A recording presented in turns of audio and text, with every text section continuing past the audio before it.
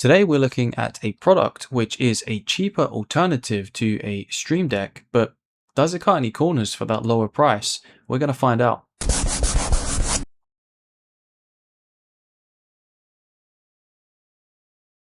So this is FIFINE's Stream Controller. It's the AmpliGame D6, hopefully I'm pronouncing that correctly, and it's currently a fair bit cheaper than the Stream Deck, especially since there's a Black Friday sale on right now.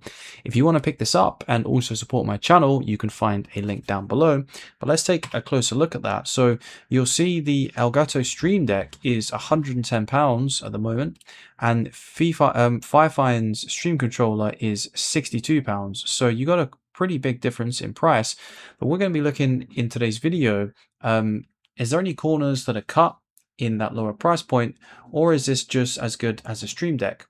Well, let's jump into the next part of the video and I'll demonstrate me using this. Alright, in this part we're going to take a look at the software, and I'm going to give you a bit of a basic rundown. Now there's a ton you can do in here, and I'm not going to run through everything because this literally is a macro program. Don't forget that. There's really kind of like an endless list of possibilities of what you could do in here, but I'm going to show you some of the kind of basic inbuilt options. I have already installed some plugins, and I'll show you a bit of that system and also the icons as well. But it is very intuitive. So I may have mentioned this already in the video, but I haven't actually used a Stream Deck before, but I found this very intuitive to use, and I got used to it very quickly. And when you consider I haven't really used a Stream Deck or any software like that, it's obviously intuitive enough if I was able to pick it up quite quickly. But anyway, let's quickly run through some of the stuff you can do in here. So by default, you only have one page. And this is a really cool system because you can have another page, and then you can have another whole section of controls. And then you can also navigate between that very easily on your Stream Controller really easily. So this is actually updating on real time on my Stream Controller. You just can't see it because there's no buttons. So let's just go to our standard controls, and I'm going to add don't know why it has that icon. Okay, next page. I think I just dragged on the wrong one. So we have a next page icon, and you'll see that has added to the Stream Controller. And I also want to mention straight away, on my viewfinder of my camera, for some reason it doesn't pick up the color and the contrast very well. It may just be due to the screen technology that's used in the buttons, but in person it looks way better. On my viewfinder on my camera, it kind of just looks like it has no color to it and it's not very good quality, but in person you have to just trust me, it looks way better. And I've also seen this in some of the YouTube videos as well. The camera kind of doesn't quite do justice to how well the buttons actually look. So you'll see if I skip to page 2, it then disappears on the Stream Controller, and then on here we can put a previous page button, and then we'll be able to utilize it straight away. So I like how everything updates in real time and you can really kind of play around with it. So from here, I'm going to show you this plugin that I installed, and it's the System Performance Monitor, and this was really easy to do. So we're going to keep an eye on our CPU temperature and our CPU utilization, and then we're going to do the same for our GPU as well, a graphics card of course, and then let's drag in the usage as well. And what's really cool is some of these even have built-in like themes you can change. So if we go to this one, it actually has like a cyberpunk theme that you can turn on. And this one I haven't actually looked at, so it doesn't have the cyberpunk theme. It's got this much more basic method. Maybe you can even make your own, I'm not sure. That'll be something I'll need to look into. So let's change this back to the standard one. You can mess around with the icons in here.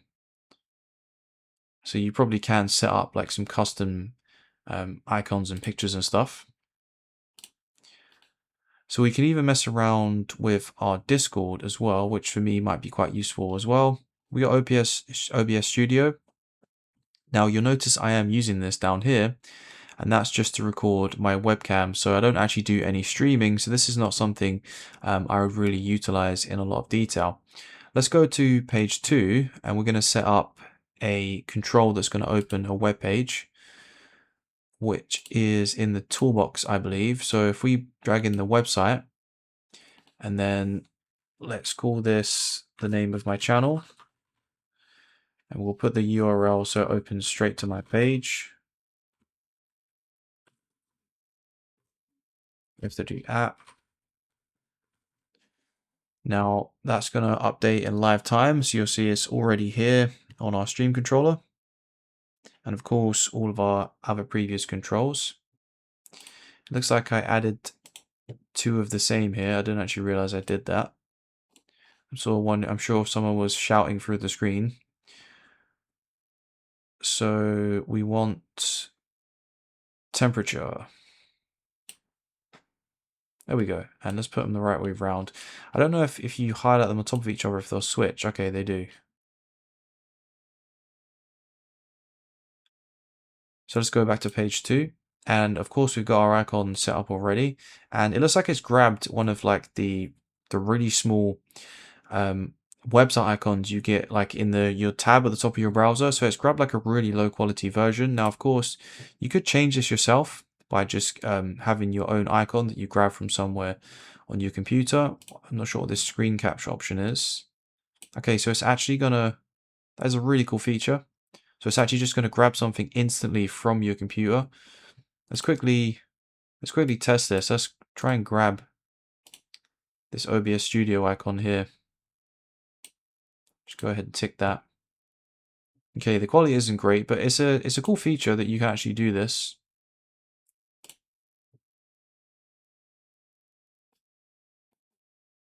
And it's actually just, if you set it to default, it's put this icon here. But let's go ahead and test this. So that's going to open straight up to my web page. Now, of course, as I said before, there's a ton of things you can do in here. You can get this to interact with other programs and utilize the plugin system, which I'll show you in just a second. But of course, we can open programs in here. We can literally just use hotkeys. So let's do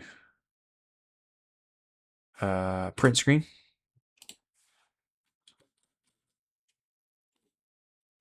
And then if we press that, it's going to open up our print screen. So, you can even just use this to do key presses if you want to. This is just really a kind of way of doing macros as well. But let me show you this store because it's not super obvious. I feel like they should have made this store button a bit bigger and maybe had a label on it or something down here, like get more, just to make it a bit more obvious to the user. But if we go in here, this is where I got the plugin from for the resource monitor. So it's nice that you have a bunch of stuff in here. I don't know why it's loading so slowly. It didn't do this last time. So we've also got our icons as well. Unfortunately, there doesn't seem to be that many in here. Let's go ahead and just install one of these anyways, so we have some more options. If we go back to plugins, there is a lot more to choose from in here. This was the system monitor one that I installed. We have all kinds of stuff. We have like stuff for audio controls. There's even like a weather one. Let's go ahead and grab that.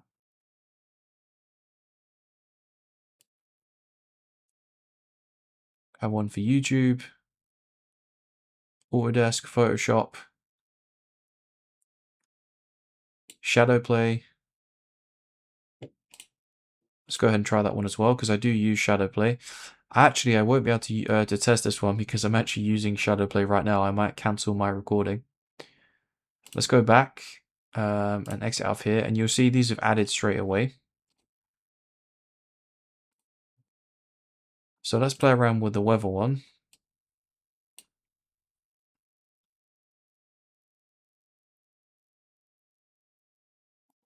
Enter city. London. Okay, that was pretty intuitive, and it looks accurate. It's pretty cold today. So I've shown you the software for this product, but how does it compare in terms of hardware to its rivals like the Stream Deck? Well, though I don't have one, I did do some digging for you guys and looked to see hardware-wise how this compared to the Stream Deck. And from what I could see from most of the people that compared them directly, they said that they were pretty much on par and there wasn't really any massive corners cut in the FineFine, except the fact that the Stream Deck does have an adjustable stand so you can get a better angle if this is a bit too low. So other than that, the hardware doesn't really see much difference. The only thing the FineFire has going for it above the Stream Deck is that it has this RGB light bar going around the side, which I will include some video showing you of it at some point. But there is a place where the FineFine does fall quite short in regards to the Stream Deck, and that's just the sheer amount of apps and plugins that you can get for the Stream Deck as it's simply been around for longer.